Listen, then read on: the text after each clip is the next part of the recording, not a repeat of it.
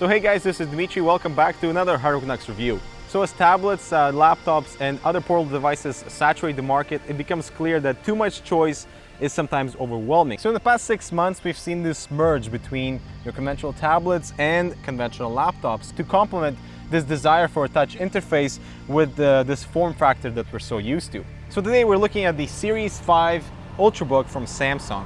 It's light, it's portable, it's compact, and it's also touch. Now the Series 5 is priced around $1,100. So it's not your most budget-friendly product, but considering this is an Ultrabook, it is priced competitively based on what's out there on the market. So the all-aluminum construction feels extremely sturdy. There's absolutely no flex in the frame, and you'll definitely appreciate the craftsmanship on this laptop. So the Samsung Series 5 is not your lightest kit in the block, weighing about 3.8 pounds. But it is definitely thinner and lighter than your conventional laptops. And apparently it's also thinner than my phone. Now that's embarrassing. So the Samsung Series 5 comes in gray, which is an excellent color because it actually conceals all your fingerprints on this aluminum casing. Now on the left side is the power plug, Ethernet port, USB 3, full-sized HDMI port, combined audio jack, and a VGA port. On the other side, 2 more USB ports and an SD card slot. So the Samsung Series 5 is not a weakling, nor is it a desktop replacement. It does feature a 3rd gen dual-core i5, 8 gigs of RAM, and 128 GB SSD. Now, it does provide a good balance between performance and battery life, which is exactly what we want to see in an Ultrabook. Now, this isn't a gaming laptop, so don't be expecting miracles out of the HD 4000 graphics card. But for 1080p playback for video, and desktop experience is pretty flawless. Now we also have a turbo mode enabled for the CPU, where it is only allowed for high performance mode while it is plugged in for charging, which boosts your CPU from 1.7 to 2.6 gigahertz. So you get a nice little boost for all your multitasking and things like that. So the Ultrabook is actually very silent. Even at high performance mode, you practically don't hear anything coming out of this, which is an excellent thing. Now, our Ultrabook came with 94 GB SSD. Now, we know that real drive capacity is always going to be lower than advertised. So the advertised is 128. So where did 30 GB go? No user is going to be happy about losing 30 GB just like that, considering Windows 8 takes up 20% of the drive capacity that's included with the Ultrabook.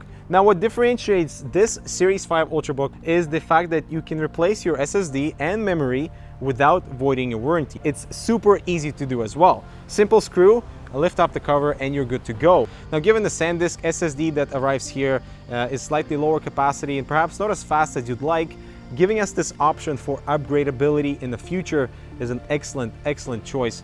So now notice there's not much exhaust for this Ultrabook. The only exhaust is at the bottom here, which is good. It will keep you warm during winter, but during the summer, it's not a very good idea here. And this being on your lap, it will get quite warm. Now, because the laptop gets quite warm, you have to think of creative ways of holding a laptop.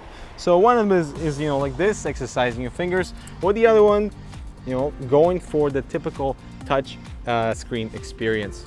Now, all your LED indicators are located here at the front. Notice there's no caps lock indicator, so you'll definitely be frustrated in case you cannot log into anything and get locked out of your bank account because you cannot remember or cannot type in the correct password. So this is a major drawback for them to exclude such minor detail. Now notice when we open the Ultrabook, first thing you see is a very tiny bezel, which is excellent to see on a small form factor like this.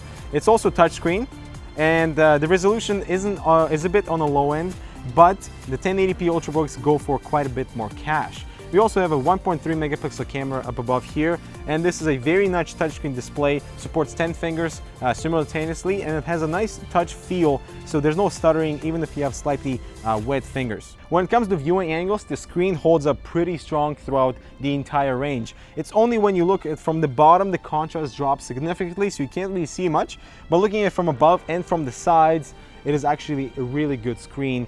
Now, the touch interface for the most part works really well.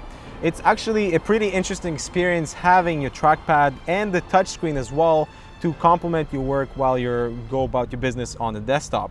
For example, closing windows, moving the windows around, clicking on apps is extremely easy. However, we did experience unresponsive touchscreen after wake up.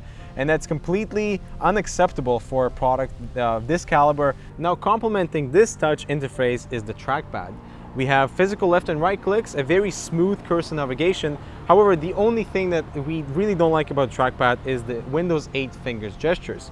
So like 2 fingers scrolling, revealing the clock, never works, but luckily we have a touchscreen for that. Now, of course, because it is touchscreen, you will have to clean the screen multiple times because fingerprints, it will get dirty.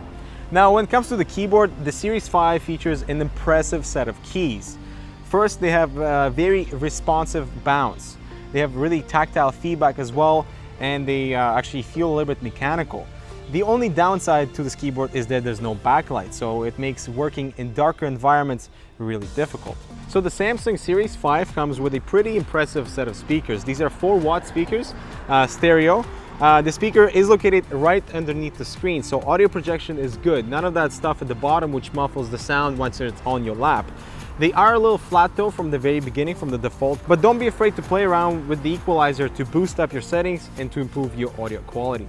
Now, when it comes to battery life, we're able to get about 5.5 hours of battery life for regular browsing. This is at balanced mode at full brightness, with only 2 to 3 hours during generic benchmarks. So performance wise, running 3D Mark, PC Mark are quite low, as the Series 5 does not have a dedicated GPU.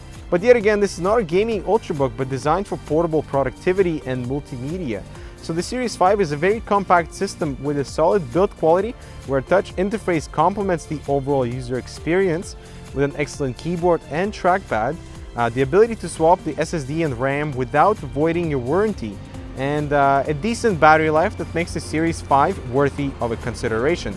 However, unresponsive touchscreen issues with the trackpad gestures, missing caps lock indicator, no backlight for the keyboard, and poor exhaust placement make the Series 5 a bit of a disappointment.